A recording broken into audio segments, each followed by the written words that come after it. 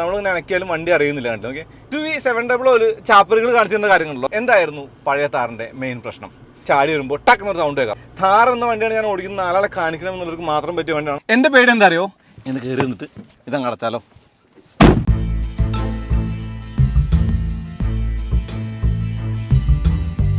നമസ്കാരം. 2020 ആഗസ്റ്റ് 15 മഹീന്ദ്ര ഒരു ഓഫ് റോഡറിനെ അങ്ങ് ഇറക്കി വിടേണ്ടതുണ്ട്. മഹീന്ദ്ര ഥാർ. എനിക്ക് തോന്നുന്നു ഇൻഫ്ലുവൻസേഴ്സിനും അല്ലെങ്കിൽ എന്താ പറയുക ചാനലുകൾക്കും ഒക്കെ ചാകരയായ ഒരു കാലം വരുന്നത്. കാരണം പല ആളുകളും മില്യൺ വ്യൂസൊക്കെ കണ്ടത് ആ ഒരു വണ്ടിയുടെ വീഡിയോയിലാണ്. അതുകൊണ്ട് തന്നെ അത്രമാത്രം ആൻറ്റിസിപ്പേറ്റഡ് ആയിരുന്നു ഥാർ എന്ന് പറയാം. അതിന് ശേഷം 4 വർഷങ്ങൾക്ക് ഇപ്പുറം കുറച്ച് നീളം കൂട്ടിയിട്ട് കുറച്ച് കാര്യങ്ങളൊക്കെ ആഡ് ചെയ്തിട്ട് ഒന്നുകൂടി മഹീന്ദ്ര ഥാറിനെ ഇറക്കിയാണ്. ഇന്നിതിൻ്റെ പേര് ഥാർ റോക്സ് എന്നാണ്. വണ്ടി പ്രാന്തൻ്റെ പുതിയ വീഡിയോയിലേക്ക് എല്ലാവർക്കും സ്വാഗതം.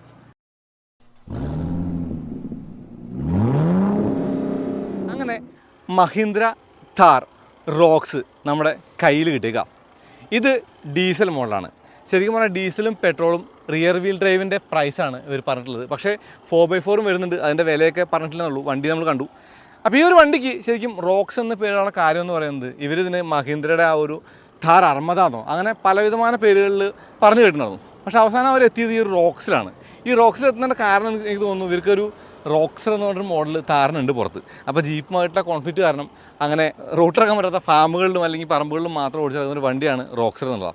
അപ്പോൾ ഈ ഒരു വണ്ടിക്ക് വന്നപ്പോൾ ആ ഒരു പേരിൻ്റെ ഒരു സ്വാധീനം വന്നു എന്നുള്ളത് എനിക്ക് തോന്നിയ കാര്യമാണ്. അപ്പോൾ 2 വീൽ ഡ്രൈവ് അല്ലെങ്കിൽ റിയർ വീൽ ഡ്രൈവ് എന്ന് പറയാൻ പ്രത്യേകിച്ചൊരു കാരണമുണ്ട്. അതിൻ്റെ പ്രൈസാണ്. 12,99,000 രൂപയ്ക്ക് പെട്രോളും 13,99,000 രൂപയ്ക്ക് ആ ഒരു ഡീസലും. ഈ 2 മോഡലുകളാണ് ഇറക്കിയിട്ടുള്ളത്. പക്ഷേ പഴയ താറിൻ്റെ ഒരു കണക്കെടുത്ത് നോക്കിയാലേ ആ ഒരു ബേസ് മോഡൽ വണ്ടി ഞാനത് കണ്ടിട്ടില്ല. ഇതിൻ്റെ കാര്യം എനിക്ക് അറിയില്ല എത്രത്തോളം കാണാൻ പറ്റുന്നുള്ളൂ. എന്നാൽ നിങ്ങൾ കണ്ടിട്ടുണ്ടെങ്കിൽ താഴെ കമൻറ്റ് ഇടും. കാരണം ഞാൻ അധികം വണ്ടി കണ്ടില്ല. ഗുരുവായൂരപ്പൻ്റെ ഒരു വണ്ടി കണ്ടു, അത് മാത്രമാണ് താറിൻ്റെ ഒരു ബേസ് മോഡൽ ഞാൻ കണ്ടിട്ടുള്ളത്. മഹീന്ദ്രയ്ക്ക് ഇൻ്റർനാഷണൽ മാർക്കറ്റിൽ ഈ വണ്ടി ഇറക്കണമെങ്കിൽ അല്ലെങ്കിൽ എക്സ്പോർട്ട് ചെയ്യണമെങ്കിൽ ജീപ്പുമായിട്ട് ശരിക്കും വ്യത്യാസങ്ങൾ വേണം. ആ ഒരു വ്യത്യാസങ്ങൾ അവർ ഗ്രില്ലിൽ തുടങ്ങിയിട്ടുണ്ടെന്ന് പറയാം. അതായത് ഇപ്പോൾ മഹീന്ദ്ര ഥാറിന് 6 സ്ലാട്ടാ ഗ്രില്ല്. ആ ഗ്രില്ല് തന്നെ ആ ഒരു ജീപ്പിൻ്റെ വ്രാംഗ്ലറുമായിട്ട് തോന്നാതിരിക്കാനാവണം ഒരു കട്ടിങ് കൂടുന്നതിൻ്റെ ഇടയിൽ കേട്ടോ. ഒരു ഇത്തിരി ക്ലവറാണെന്നൊക്കെ അവർ പറയും. പക്ഷേ കാണാൻ അത്ര ഭംഗിയില്ല. എനിക്ക് വലിയ കാര്യമായിട്ട് ഇഷ്ടപ്പെടുന്നില്ല.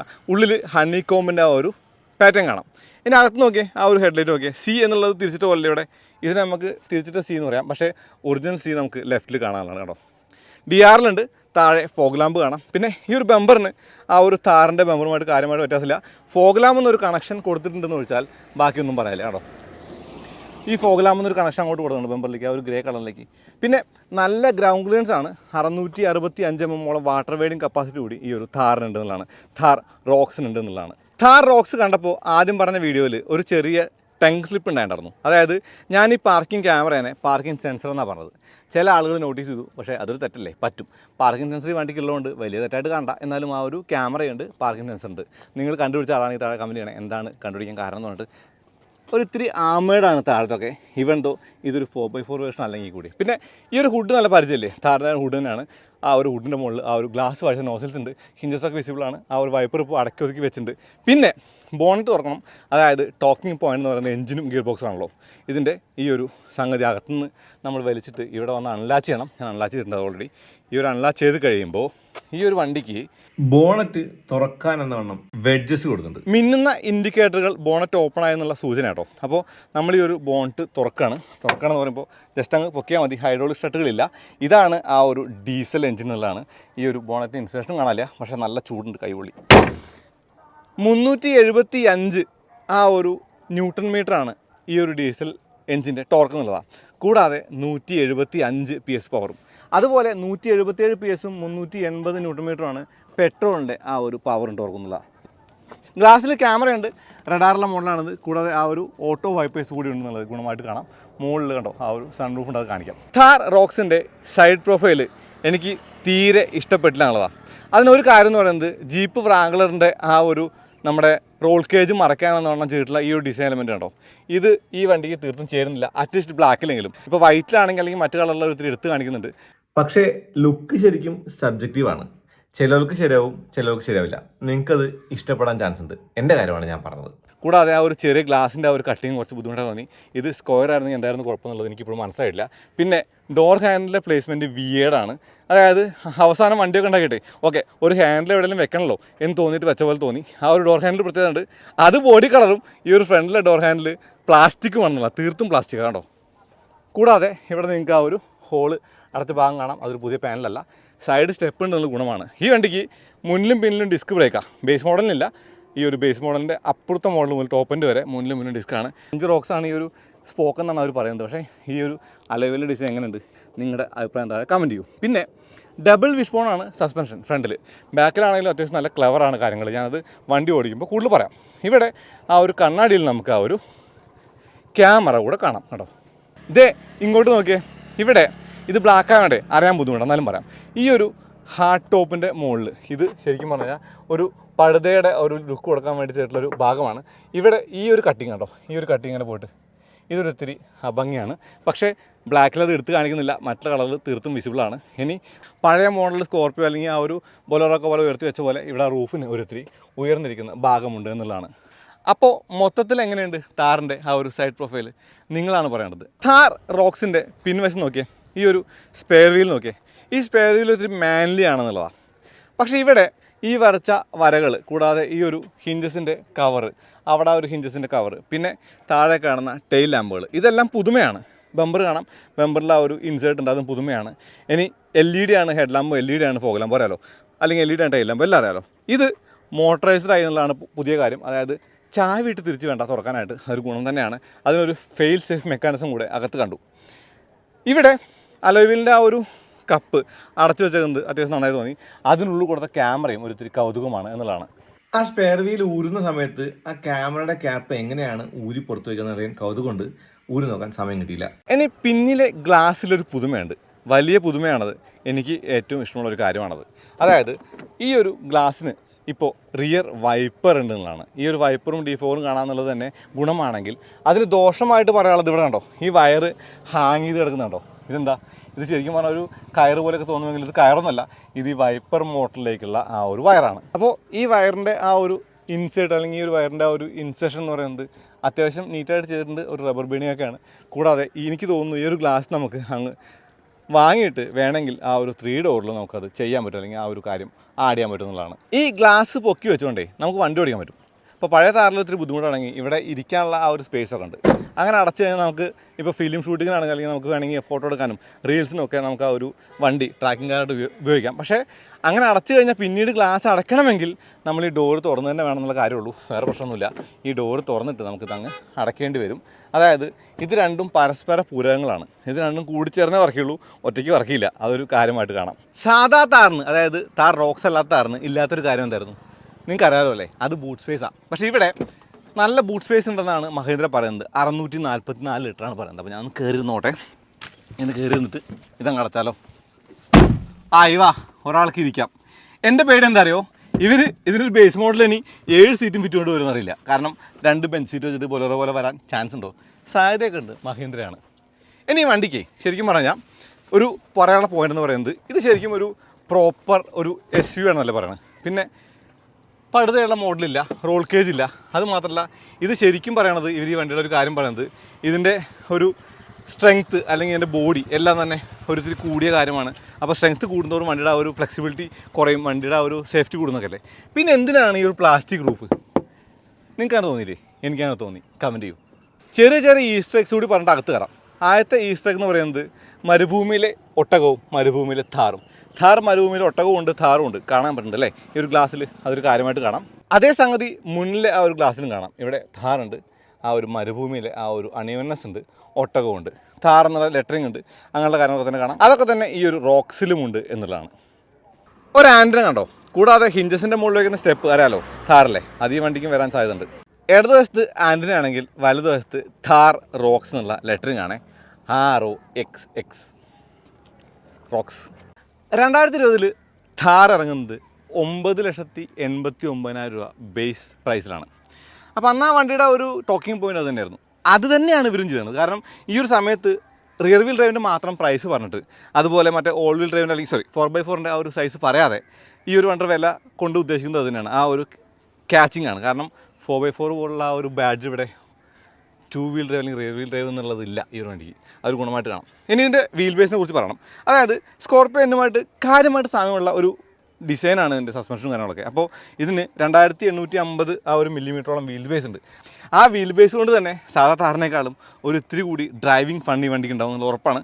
വണ്ടി എടുക്കുമ്പോൾ കുറിച്ച് കൂടുതൽ പറയാം. പിന്നെ ഇതിൻ്റെ ആ ഒരു നക്കിളും അതുപോലുള്ള ആ ഒരു സസ്പെൻഷൻ സെറ്റപ്പും സോഫ്റ്റ് പുഷും എല്ലാം കൂടി ചേർന്ന് റൈഡ് ക്വാളിറ്റിക്കും മികവുണ്ടെന്നാണ് മഹീന്ദ്ര പറയുന്നത്. അതും പരീക്ഷിക്കേണ്ട ഒരു കാര്യമാണ്. പിന്നെ ഷേബാറിലെ ഡിസൈനിൽ ചെറിയ മാറ്റം വരുത്തിയിട്ടുണ്ട്.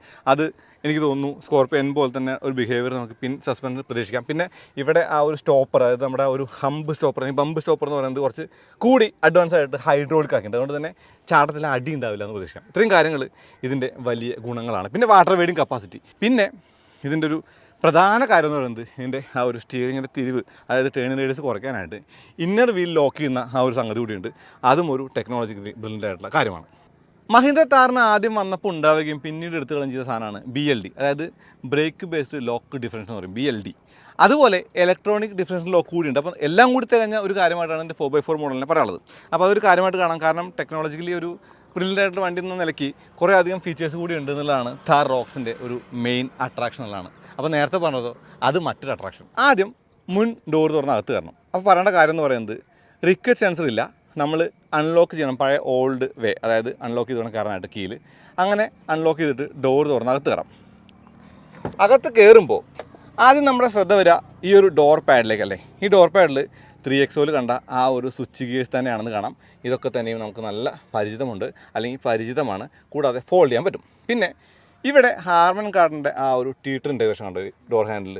അത് നന്നായിട്ടുണ്ടെന്ന് തന്നെ പറയാം. രസമുണ്ട്. ബോട്ടിൽ ഹോൾഡർ കൊള്ളാം. സ്പീക്കേഴ്സ് ഉണ്ട്. ഇതിന് സബ് വൂഫർ ഉണ്ടാക്കി വരാം. പക്ഷേ ഇവർ ഈ ഒരു AC വെൻറ്റുകൾ മാറ്റിയിട്ടില്ലാന്നുള്ളത് ഒരു വലിയ പ്രശ്നമാണ്. ഇത് എപ്പോഴും പൊട്ടിപ്പോകുന്നൊരു കാര്യം നമ്മൾ പല വണ്ടിയും കണ്ടിട്ടുണ്ട്. അത് ഇവിടെയും കാണാൻ പറ്റുന്ന ഉറപ്പാണ്. പിന്നെ പെഡലുകൾ സ്പോർട്ടിയാണ്. ഇലക്ട്രിക് സീറ്റാണ്, ഇലക്ട്രിക് അഡ്ജസ്റ്റ്മെൻറ്റുള്ള സീറ്റാണ്. കൂടാതെ വെൻറ്റിലേറ്റർ ഫംഗ്ഷൻ കൂടി ഉണ്ടെന്നുള്ളതാണ്. ഇതൊക്കെ ഇതിൻ്റെ ഫീച്ചേഴ്സാണ്. പിന്നെ XUV നിന്ന് കടം കൊണ്ട സ്റ്റിയറിംഗ് വീലിന് ലെതർ റാപ്പിംഗ് ഉണ്ട്. കീ പൊസിഷനിൽ തന്നെ സ്റ്റാർട്ട് സ്റ്റോപ്പ് ബട്ടൺ വെച്ചത് മികച്ചൊരു കാര്യമായിട്ട് തോന്നി. കാരണം അവിടെ ഒരു ഓട്ട നമുക്ക് വെറുതെ ഇടേണ്ട കാര്യമില്ല. അത് ഒരു ബട്ടൺ ആയിക്കോട്ടെ, നല്ലതല്ലേ. പിന്നെ സ്വിച്ചുകൾ കണ്ടോ, ഇത് ഫ്യൂവൽ ഡോറ്, താറിനില്ലാത്തതും താർ റോക്സിനുള്ളതും. ഇത് ഓട്ടോ സ്റ്റാർട്ട് സ്റ്റോപ്പ്, 2 വണ്ടിക്കുള്ളതും. ഇത് ട്രാക്ഷൻ കൺട്രോൾ അല്ലെങ്കിൽ ESP എന്ന് പറയാം. ഇവിടെ ഹിൽ ഡിസൈൻ കൺട്രോൾ ഉണ്ട്, പാർക്കിംഗ് സെൻസർ, കൂടാതെ ആംബിയൻ ലൈറ്റിങ്. ഓക്കെ, ഇനി ഹാൻഡിലുകളുടെ ബഹളമുണ്ട് താറിൽ. മുന്നിൽ തന്നെ 2, കൂടാതെ ആ ഒരു 3 കാണാം, ഇവിടെ ഇല്ല. പിന്നെ ഈ ഒരു അകത്ത് കയറി ഇരുന്ന് കഴിയുമ്പോൾ നമുക്ക് നേരെ കാഴ്ച വരുന്നത് ഈ ഒരു സ്ക്രീനിലേക്കാണ്. ഇത് പുതിയതാണ്. ഡാഷ്ബോർഡ് താറിൻ്റെയൊക്കെ തന്നെ ആണെങ്കിലും പക്ഷേ ഈ ഒരു കാര്യങ്ങളൊക്കെ പുതിയതാണ്. ലെതററ്റേ റാപ്പിഡാണ്. ലെതർ റാപ്പിഡല്ല, ലെതററ്റേ റാപ്പിഡാണ്. എയർ ബാഗിൻ്റെ സിമ്പിളിൽ 6 എയർ ബാഗുള്ള മോഡലാണിത്. കൂടാതെ ഈ ഒരു ഹാൻഡിൽ കൊള്ളാം. ഇനി ഇവിടെ താഴെ നോക്കിയേ, ഈ ഒരു ഗ്ലോ ബോക്സിൻ്റെ ഓപ്പണിങ്, ഇത് ഇത്തിരി ആ ഒരു ഫ്ലിംസി ആയിട്ട് തോന്നുന്നുണ്ടോ? എനിക്ക് തോന്നിയില്ല, നിങ്ങൾ കമൻറ്റ് ചെയ്യും. ഇനി made in India with pride എന്നുള്ള ബോർഡുണ്ട്. താറിൻ്റെ കാര്യങ്ങളുണ്ട്, നല്ലതാണ്. ഈ ഒരു AC വെന്ന് പിയാനോ ബ്ലാക്ക് ഫിനിഷ് ഉണ്ട്, അത് നല്ലതാണ്. ഈ ഒരു 10.2 ഇഞ്ച് സ്ക്രീൻ, ഈ സ്ക്രീനിനകത്ത് അത്യാവശ്യമായിട്ടുള്ള കാര്യങ്ങളൊക്കെ തന്നെയാണ്. അത്യാവശ്യമായ കാര്യങ്ങളെന്ന് പറയുമ്പോൾ ഇപ്പോൾ ഞാൻ അഡ്വഞ്ചർ സ്റ്റാർട്ട്സ് എടുക്കാം, അതിനകത്താണ് ആവശ്യമുള്ള കാര്യങ്ങൾ. അതായത് കോമ്പസ് ആണെങ്കിലും ഓഫ് റോഡ് കാര്യങ്ങളാണെങ്കിലും ലാപ്പ് ഇൻഫോ ആണെങ്കിലും കസ്റ്റം ഓപ്ഷൻസ് ആണെങ്കിലും എല്ലാം കാണാം. അത്യാവശ്യം റെസ്പോൺസീവ് ആയിട്ടുള്ള സ്ക്രീനാണ് ഇൻ മഹീന്ദ്രയുടെ കാര്യത്തിൽ. ഇത് അഡ്രിനോക്സ് കൂടെയാണ്. അതുകൊണ്ട് തന്നെ മറ്റുള്ള XUV 700 കണ്ട കാര്യങ്ങളൊക്കെ കൂടിയും കാണാം. ആപ്ലിക്കേഷൻസ് ഉണ്ട്.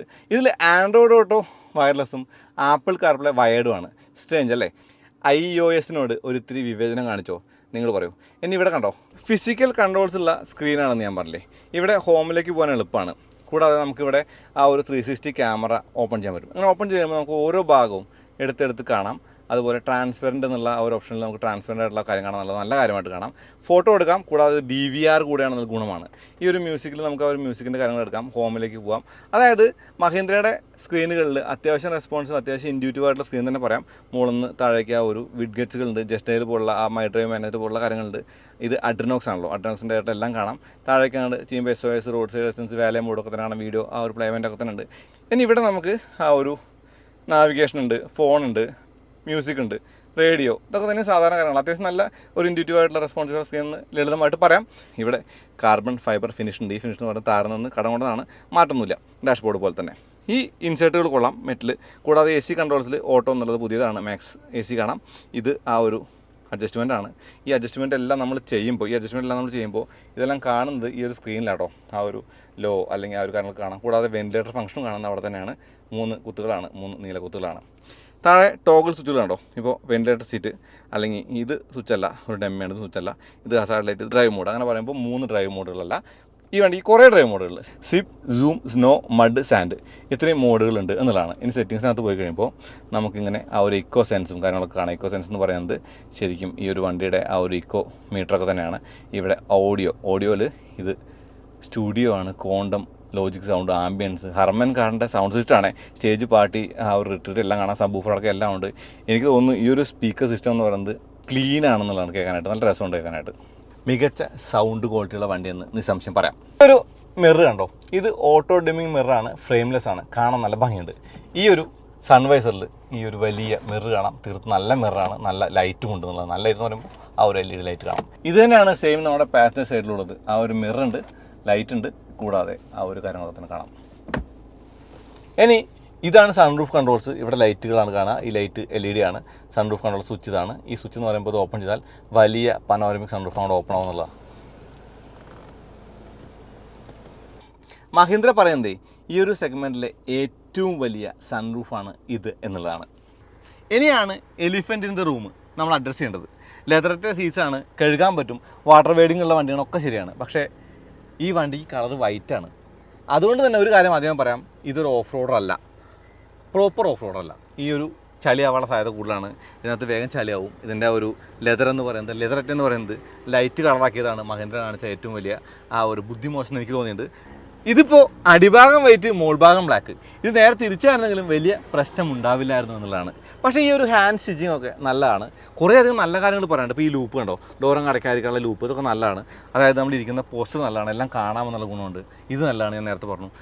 ചെറിയ ചെറിയ പ്രശ്നങ്ങൾ ഓക്കെ, അതെന്തായാലും എല്ലാം വേണ്ടിക്കൊണ്ട്. അപ്പോൾ പ്രോപ്പറായിട്ടുള്ള ഒരു ഓഫ് റോഡർ ആകുമ്പോൾ ശരിക്കും ഒന്നുകൂടി തിരിച്ച് ചിന്തിക്കായിരുന്നു. വാഷ് ചെയ്യാൻ പറ്റുമെന്ന് പറയുന്നുണ്ട്. എത്രത്തോളം വാഷ് ചെയ്യാൻ പറ്റും, സ്വിച്ചിലൊക്കെ വെള്ളമില്ലേ. ഇവിടെ വയർലെസ് ചാർജിങ് പോർട്ടുണ്ട്, കൂടാതെ C പോർട്ടും ആ ഒരു A പോർട്ടും കാണാം. അപ്പോൾ ഒരുപാട് പോർട്ടുകളുള്ളത് കാണാം. ഇവിടെ ഒരു വലിയ ആ ഒരു സ്റ്റോറേജ് സ്പേസ് ഉണ്ട്. ഇതാണ് 6 സ്പീഡ് ആ ഒരു ഗിയർ ലിവർ. ഓക്കെ, 6 സ്പീഡാണ് ഓട്ടോമാറ്റിക്കും മാനുവലും. ഏസിൻ്റെ ഓട്ടോമാറ്റിക്കും നമ്മുടെ ആ ഒരു സാധാരണ മാനുവലും. ഇവിടെ റിവേഴ്സ് ഇറങ്ങി ഇത് പൊക്കണം. പിന്നെ ഇവിടെ ആ ഒരു സ്റ്റോറേജ് സ്പേസ് ഉണ്ട്, കപ്പ് ഹോൾഡറാണിത്. ഓട്ടോ ഹോൾഡും ഇലക്ട്രിക് പാർക്ക് ബ്രേക്കും കാണാം. ഇത് ശരിക്കും 2 അല്ല 1 ആണ്. പക്ഷെ നമുക്ക് ഒന്നായിട്ട് നീക്കാൻ പറ്റും, മുന്നോട്ടും ഗുണമാണ്. ഞാൻ വെള്ളയെ കുറ്റം പറഞ്ഞ വെറുതെ അല്ല. ചളി കണ്ടോ, ഇപ്പം തന്നെ ഇവിടെയൊക്കെ നിറച്ച് ചളിയാണേ. ഈ ഒരു സംഭവം ചളിയാണ്. ഇവിടെ ചളിയുണ്ട്. നമ്മൾ ഈ വണ്ടി ഓടിച്ചു തുടങ്ങിയിട്ടുള്ളൂ. ഇവിടെ ചളിയുണ്ട്. അപ്പോൾ വേഗം ചളിയാവുന്നൊരു മെറ്റീരിയലാണെന്നുള്ളതാണ്. പിൻസീറ്റ് കയറുമ്പോൾ നമ്മൾ സാധാരണ ഓർമ്മയിൽ ഇവിടെ തപ്പും, പക്ഷെ അവിടെ ഒന്നുമില്ല. മുകളിലാണ് ഡോർ ഹാൻഡിൽ. ഈ ഡോർ ഹാൻഡിൽ തുറന്ന് അല്ലെങ്കിൽ പിടിച്ച് തുറന്ന് കഴിയുമ്പോൾ ഈ ഡോർ പാഡ് കാണാം. ഇത് മാരുതി ജിമ്നി പോലെയാണ്, ചെറിയ വിൻഡോ ആണ്. വിൻഡോ മുഴുവനായിട്ട് ഇറങ്ങും. അതായത് തീർത്തും ഫുള്ളായിട്ട് നമുക്ക് ഇറക്കാൻ പറ്റിയ ഒരു വിൻഡോ ആണെന്നുള്ളതാണ്.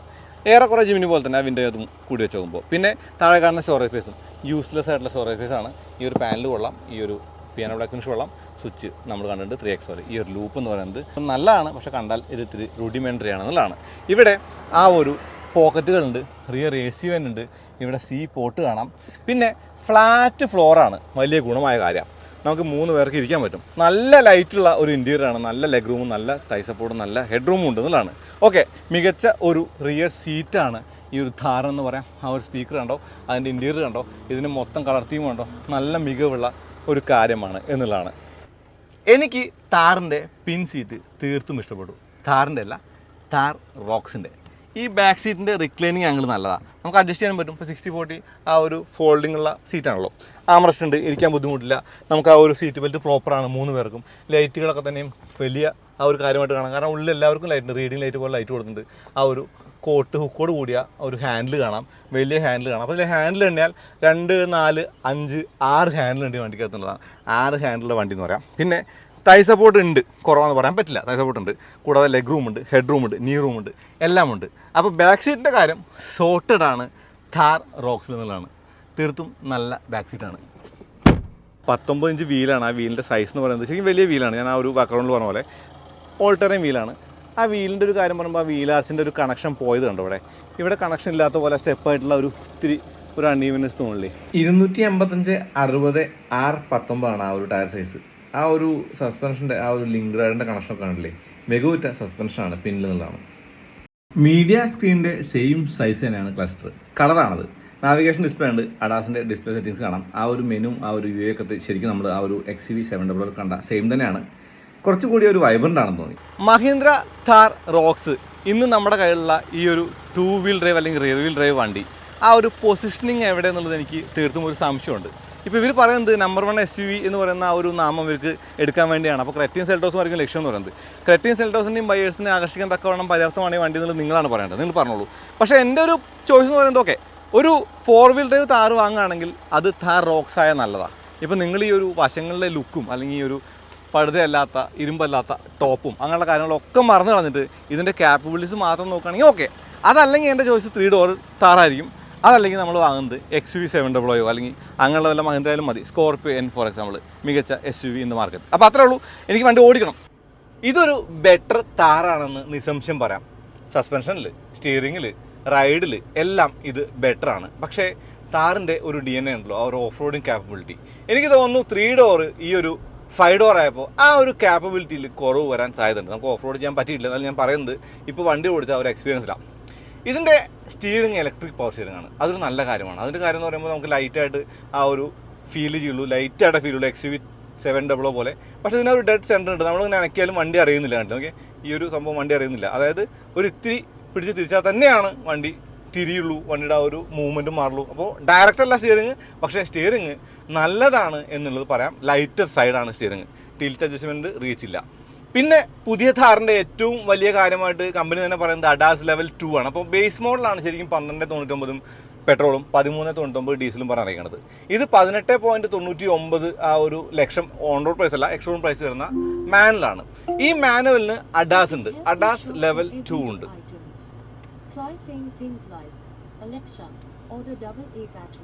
ക്യാൻസൽ. ഓക്കെ, അത് അലക്സയാണ്. അലക്സ എന്ന് പറഞ്ഞ വാക്ക് പറയുമ്പോഴേക്കും അലക്സ എടുക്കുന്നുണ്ട്, ക്യാച്ചപ്പ് ചെയ്യുന്നുണ്ട്. ഓക്കെ, അപ്പോൾ അഡാസ് ലെവൽ 2 ഫോർവേഡ് കൊളീഷൻ വാണിങ്, ഓട്ടോ ബ്രേക്ക് പോലുള്ള കാര്യങ്ങൾ, ഇപ്പോൾ എമർജൻസി ഓട്ടോ ബ്രേക്കിംഗ്, അപ്പോൾ തന്നെ ബ്രേക്കിൻ്റെ ഒരു കാലിബ്രേഷൻ ഒക്കെ നല്ലതാണ്. നിൽക്കുമ്പോൾ തന്നെ നമുക്ക് ഒരു ചെറിയൊരു സൗണ്ട് ആ ഒരു വീലുമ വന്നെങ്കിലും ആ ഒരു ബ്രേക്കിംഗ് നല്ല ക്ലീൻ ആയിരുന്നു എന്നുള്ളത് നന്നായി തന്നെ പറയാം. ലൈൻ കീപ്പേഴ്സ് പോലെ കാര്യങ്ങളുണ്ട്. ഓക്കെ, XUV 700 ചാപ്പറുകൾ കാണിച്ചിരുന്ന കാര്യങ്ങളുള്ളൂ. അതായത് വണ്ടി ഓട്ടോമാറ്റിക്കായിട്ട് ഓടിച്ചിട്ട് ബാക്കിൽ പോയി ചായ പിടിക്കുന്ന കാര്യങ്ങളൊക്കെ എനിക്ക് തോന്നുന്നു വരും കാലങ്ങളിൽ റീല് വരാൻ സാധ്യതയുള്ള ഒരു കാര്യം അതാണ് എന്നുള്ളതാണ്. അതിലേക്കൊന്നും നമുക്ക് പോകണ്ട. അഡാസ് ലെവൽ 2 ആണ് എന്ന് തന്നെ പറയാം. എല്ലാ വണ്ടികളിലും പോലെ റഡാർ ബേസ് ചെയ്തിട്ടുള്ള അഡാസ് ലെവൽ 2 ആണ്. ക്യാമറയും ഉണ്ട്, ആ ഒരു 360 ക്യാമറയും ഉണ്ട് എന്നുള്ളതാണ്. ഇനി പറയേണ്ടുന്ന കാര്യം ആ ഒരു സസ്പെൻഷനെ കുറിച്ചാണ്. കാരണം എന്തായിരുന്നു പഴയ താറിൻ്റെ മെയിൻ പ്രശ്നം? പഴയ താറിൻ്റെ മെയിൻ പ്രശ്നമായിട്ട് നമ്മൾ കണ്ടുകൊണ്ടിരുന്നതാ, ഇപ്പോൾ ഹൈവേയിൽ ഓടിക്കുമ്പോൾ ഈ വണ്ടി എന്ന് പറയുന്നത് ഇംഗ്ലീഷിൽ പറഞ്ഞാൽ ത്രോയിങ് ഓൾ എറൗണ്ട്, അതായത് ഓരോ സൈഡിലേക്കും വണ്ടി ഇങ്ങനെ പോയിക്കൊണ്ടിരിക്കും. ഇത് സസ്പെൻഷൻ്റെ മാത്രം മികവല്ല, 2840 ആ ഒരു വീൽ ബേസ് കൂടി വന്നപ്പോൾ, പുതിയ സസ്പെൻഷൻ സെറ്റപ്പ് വന്നപ്പോൾ ഇത് ഹൈവേയിൽ നല്ല ഡ്രൈവബിൾ ആയി എന്നുള്ളതാണ്. എന്ന് വെച്ചാൽ ഫാസ്റ്റായിട്ട് ഹൈവേയിൽ ഓടിക്കാൻ പറ്റിയ ഒരു ഥാറാണ് ഥാർ റോക്സ് എന്നുള്ളതാണ്. അതിന് കാരണമായിട്ട് പറയുമ്പോൾ ഡബിൾ വിഷ് ബോണാണ് ഫ്രണ്ട് സസ്പെൻഷൻ. ബാക്കിലെ ആ ഒരു സസ്പെൻഷന് ഷേബാറിൻ്റെ ആ ഒരു ഡിസൈനും അല്ലെങ്കിൽ ആ ഒരു കാര്യങ്ങളൊക്കെ കൂടി ചേരുമ്പോൾ ഇതൊരിത്തിരി കൂടി നല്ല ഫാസ്റ്റായിട്ട് ഓടിക്കാവുന്ന ആ ഒരു മികവുള്ള വണ്ടിയായിട്ട് മാറിയിട്ടുണ്ട് എന്നുള്ളതാണ്. അത് ഒരു നല്ല കാര്യമാണ്. പിന്നെ ഇതിൻ്റെ ആ ഒരു ബമ്പ് സ്റ്റോപ്പർ മികച്ചതാണ്. എന്ന് വെച്ചാൽ വണ്ടി ഇപ്പോൾ ഞാൻ ജിമ്മിന് ഓടിക്കുന്നതാണ്. അപ്പോൾ ജിമ്മിന് ഓടിക്കുമ്പോൾ എനിക്കറിയാം ഒരു ബമ്പിൽ ചാടി ബാക്ക് വീൽ ചാടി വരുമ്പോൾ ടക്ക് എന്നൊരു സൗണ്ട് കേൾക്കാം. അത് ആ ഒരു ബമ്പ് സ്റ്റോപ്പർ ഹിറ്റ് ചെയ്യുന്നതാണ്. ഇത് ഹൈഡ്രോളിക് ബമ്പ് സ്റ്റോപ്പറാണ് പിന്നിൽ. അതുകൊണ്ട് തന്നെ അങ്ങനെ ഒരു സൗണ്ട് ഇല്ല. അത് മ്യൂട്ടഡ് ആണ്, സ്മൂത്താണ്, ഈസി ആയിട്ട് വണ്ടി ഇങ്ങനെ വന്ന് ലാൻഡ് ചെയ്യുന്നുണ്ട്. നല്ല കാര്യമാണ്. പക്ഷേ ആ നല്ല കാര്യങ്ങൾ അവിടെ തീരാണ്. കുറച്ച് മോശം കാര്യങ്ങൾ പറയേണ്ട. ആ മോശം കാര്യങ്ങൾ ഒന്നെന്ന് പറയുന്നത് ഇതിന് ഒരു വെർട്ടിക്കൽ മൂവ്മെൻറ്റ് നമുക്ക് ഫീൽ ചെയ്യുന്നുണ്ട് പിന്നിൽ നിന്നാണ്. ഒരിത്തിരി സ്പീഡിൽ നമ്മൾ വണ്ടി ഓടിക്കുമ്പോൾ ആ ഒരു വെർട്ടിക്കൽ മൂവ്മെൻറ്റ് നമുക്ക് ഫീൽ ചെയ്യും. അതായത് നല്ല ഈവൻ ഹൈവേയിൽ. പിന്നെ ഇതിൻ്റെ ഒരു body roll okay, for a ladder frame chassis it's well contained. പക്ഷേ മറ്റുള്ള ഒരു വണ്ടി ഇപ്പോൾ സ്കോർപ്പിയോ N അല്ലെങ്കിൽ സഫാരി, പഴയ സഫാരി ഒക്കെ ഇല്ലേ, ആ വണ്ടിയൊക്കെ ആയിട്ട് കമ്പയർ ചെയ്യുമ്പോൾ എനിക്ക് തോന്നുന്നു അതിനോടൊക്കെ തുല്യം നിൽക്കുന്ന ഒരു ബോഡി റോള് താർ റോക്സിനുണ്ട്. താർ റോക്സ് എന്ന് പറയുന്ന വണ്ടി ബോഡി റോൾ ഫ്രീ അല്ല, ഇതിനകത്ത് ബോഡി റോൾ ഉണ്ട് എന്നുള്ളതാണ്. പക്ഷേ നല്ല റൈഡ് കംഫർട്ടാണ്, നല്ല ഒരു ഹാൻഡ്ലിങ്ങും ഉണ്ട് ഫോർ എ ലാഡർ ഫ്രെയിം. പിന്നെ കാല് കൊടുത്താൽ പാഞ്ഞു കയറി പോകുന്ന ഒരു പെട്രോൾ എഞ്ചിൻ, വലിയ കുഴപ്പമില്ലാതെ സ്പീഡിൽ ഓടിക്കാവുന്ന ഒരു ഡീസൽ എഞ്ചിൻ. 2 എഞ്ചിനുകളുണ്ട്. റിയർ വീൽ ഡ്രൈവ് മാത്രമാണ് കമ്പനി ലോഞ്ച് ചെയ്തിട്ടുള്ളൂ. 4 വീൽ ഡ്രൈവ് വരുന്നു എന്ന് പറയുന്നത് വന്നിട്ടില്ല, വരും. അപ്പോൾ അതിൻ്റെ പ്രൈസ് ഒന്നും ഒരു പറയാത്ത എനിക്ക് തോന്നുന്നു ഒരു വലിയ ഒരു പ്രൈസ് പറഞ്ഞിട്ട് ഇതിൻ്റെ ഒരു അറ്റൻഷൻ കളയേണ്ടതാണ്. കാരണം 989 ഥാർ ഇറക്കിയപ്പോൾ അതേ ഒരു എക്സൈറ്റ്മെൻറ്റ് 1299 പറഞ്ഞപ്പോൾ ആളുകൾ നമ്മൾ കണ്ടു. അതിപ്പോൾ ഈ വീഡിയോ കാണുന്ന ആളുകൾ നമുക്ക് ഫീഡ്ബാക്ക് കിട്ടുന്നുണ്ട്. അതുകൊണ്ട് തന്നെ ഒരു വലിയ വില വേണ്ട എന്ന് വെച്ചിട്ടായിരിക്കും. പിന്നെ ഇതിൻ്റെ ഒരു ടെക്നോളജിക്കലി കുറച്ച് കാര്യങ്ങൾ പറഞ്ഞാൽ ഇതിൽ BLD അതായത് ബ്രേക്ക് ബേസ്ഡ് ഡിഫറൻഷ്യൽ ലോക്ക് ഉണ്ട് ബാക്കിലും ഫ്രണ്ടിലും നിന്നാണ് 4 വീൽ ഡ്രൈവിന്, ഇതല്ല പറയുന്നത്. പിന്നെ ഓഫ് റോഡ് ക്രൂയിസ് കൺട്രോൾ ലളിതമായി വിളിക്കാവുന്ന ആ ഒരു കുറഞ്ഞ സ്പീഡിൽ നമുക്ക് ഓടിച്ചു കൊണ്ടാൻ പറ്റുന്ന ആ ഒരു ക്രൂയിസ് കൺട്രോൾ സിസ്റ്റം ഓഫ് റോഡിൽ ഉപയോഗിക്കുന്ന കാര്യമായിട്ടും ധാരണയുണ്ടെന്ന് പറയുന്നത് നല്ല കാര്യമാണ്. എഞ്ചിൻ്റെ കാര്യം പറഞ്ഞാൽ 175 bhp ആണ് ഡീസൽ, 370 Nm. എന്നാൽ പെട്രോളിൽ അത് 177 BHP ആണ്, അതുകൂടെ 380 Nm. അപ്പോൾ ഈ ഒരു BHPയിലും ടോർക്കിലും പെട്രോളിലാണ് കൂടുതൽ. അപ്പോൾ പെട്രോളാണോ ഡ്രൈവിംഗ് ഫണ്ട്? എനിക്ക് തോന്നുന്നു അതേ എന്നുള്ളതാണ്. കാരണം ഈ ഷാസിയുടെ ഒരു ഗുണം ആ ഒരു പെട്രോൾ എഞ്ചിനിലേക്ക് കൂടി വരുമ്പോഴേ അത്രയും നല്ലൊരു പെട്രോൾ എഞ്ചിനുള്ള വണ്ടിയായിട്ട് വരുമ്പോൾ നമുക്ക് കുന്തളിപ്പ് കാണിക്കാൻ പറ്റിയൊരു വണ്ടി എന്ന് പറയുന്ന താറിനെ നിസ്സംശയം പറയാമെന്ന് തോന്നുന്നു. കാരണം ആ ഒരു ആ ഒരു 3 ഡോർ സാധാ താറിൻ്റെ ആ ഒരു പ്രശ്നങ്ങളൊന്നും തന്നെ റോക്സിന് ഇല്ല എന്നുള്ളത് ഒരു വലിയ ഗുണമാണ്. പിന്നെ ഈ വണ്ടിയുടെ ഒരു മെയിൻ ഫാക്ടർ തന്നെ കേട്ടോ. അതായത് ഇപ്പോൾ ഫാമിലി ആയിട്ട് യാത്ര ചെയ്യാൻ മറ്റു താറിൽ ബുദ്ധിമുട്ടാണ്. സീറ്റ് മറിച്ചിട്ട് വേണം അകത്ത് കയറാനായിട്ട്. ഇതന്നെ ആവശ്യമില്ല, ബാക്കിലെ ഡോർ തുറന്ന് കയറാം. ആ ഡോർ ഉണ്ട് എന്നുള്ളത് ഒരു നോവൽറ്റിയാണ്. അതെങ്കിൽ ഒരു നല്ല കാര്യമാണ്. അപ്പോൾ ഇരിക്കാൻ സൗകര്യമുണ്ടെന്ന് നല്ല കാര്യം. ഫാമിലിക്ക് യൂസ് ചെയ്യാവുന്ന ഒരു SUV, അതിന് 4 വീൽ ഡ്രൈവ് കാപ്പബിലിറ്റി കൂടി ഉണ്ടെങ്കിൽ എന്തോ അതാണ് ഥാറിൻ്റെ 4x4 എന്നുള്ളതാണ്. ഞാൻ പറയുന്നത് ഈ ഒരു RWD എന്ന റിയർ വീൽ ഡ്രൈവിനെ കുറിച്ചല്ല. ഇതിനെക്കുറിച്ച് എനിക്ക് വലിയ അഭിപ്രായമൊന്നുമില്ല. കാരണം ഇതിൻ്റെ കാറ്റഗറി എന്താണെന്നുള്ളത്, എവിടെയാണ് പ്ലേസ്മെൻറ്റ് എന്ന് പറഞ്ഞു കഴിഞ്ഞാൽ ഒരു താറിൻ്റെ ഒരു ഇമേജ് വേണം. എനിക്ക് താർ എന്ന വണ്ടിയാണ് ഞാൻ ഓടിക്കുന്നത്, 4 ആളെ കാണിക്കണം എന്നുള്ളവർക്ക് മാത്രം പറ്റിയ വണ്ടിയാണ് റിയർ വീൽ ഡ്രൈവ്. അതല്ലാതെ ഥാറിൻ്റെ ഫുൾ ആ ഒരു ഫംഗ്ഷനിങ്ങും ഫുൾ ഫീച്ചേഴ്സും ഫുൾ ആ ഒരു കാപ്പബിലിറ്റി വേണമെങ്കിൽ 4 വീൽ ഡ്രൈവ് തന്നെ വേണം. അത് റോക്സ് ആണെങ്കിൽ നല്ലതാണ്. കാരണം നല്ല റൈഡ് ക്വാളിറ്റിയും നല്ല ആ ഒരു ഡ്രൈവിംഗ് ഫണ്ടും നല്ല ഫീലും ഉള്ളൊരു വണ്ടിയായിട്ട് ഥാറ് മാറിയപ്പോൾ ഥാർ റോക്സ് ആയി എന്ന് ലളിതമായിട്ട് പറയാം. ഥാർ ഇത്തിരി നീളം വെച്ചു, ഇത്തിരി വണ്ണം വെച്ചു, ഇത്തിരി ഉയരം വെച്ചു, അപ്പോൾ ഥാർ റോക്സ് ആയി. ഞാൻ ഒന്നിങ്ങനെ കാലം എടുത്തിട്ട് 2-3 കാര്യങ്ങൾ കൂടി പറയാനുണ്ട്. അതിലൊന്നെന്ന് പറയുന്നത് ഇതിൻ്റെ ആ ഒരു ടർബോ എന്ന് പറയുന്നത് ഇലക്ട്രിക്കലി കൺട്രോളാണെന്ന്, ഇലക്ട്രോണിക്കലി കൺട്രോളാണെന്ന് പറയുന്നത്. പിന്നെ ക്ലച്ച് എന്ന് പറയുന്നത് വലിയ എഫേർട്ട് ഇല്ല, ഈസിയാണ് യൂസ് ചെയ്യാനായിട്ട്. ഗിയർ ഷിഫ്റ്റ് പിന്നെ സാധാരണ ആ ഒരു ധാരണ പോലെ തന്നെ വ്യത്യാസമൊന്നും പറയില്ല. ഇതിനകത്ത് ശരിക്കും നമുക്ക് ഫ്ലിക്ക് ചെയ്ത് ഓടിക്കാനൊക്കെ പറ്റുന്നുണ്ട്. ആ സ്റ്റിയറിങ്ങിൻ്റെ ഒരു ഈസിനെസ് നമുക്ക് നന്നായി തന്നെ യൂസ് ചെയ്യാൻ പറ്റുന്നുണ്ട്. ബ്രേക്ക് എന്ന് പറയുന്നത് മികച്ച ബ്രേക്കാണ്. ചവിട്ട 4 വീൽ ഡിസ്ക് ബ്രേക്കാണ്. ബേസ് മോഡലിന് മാത്രം ഡിസ്ക് ബ്രേക്ക് അല്ല, ബാക്കി എല്ലാ മോഡലിനും ഡിസ്ക് ബ്രേക്കിലാണ് 4 വീലിലും.